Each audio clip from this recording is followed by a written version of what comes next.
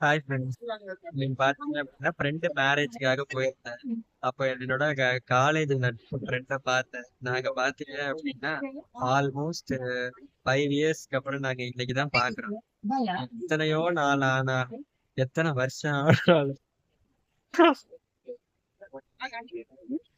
அந்த பழைய பழைய பாண்டு அந்த பழைய நட்பு இருக்கிறது வந்து ஃப்ரெண்ட்ஸ் கிட்ட மட்டும்தான்.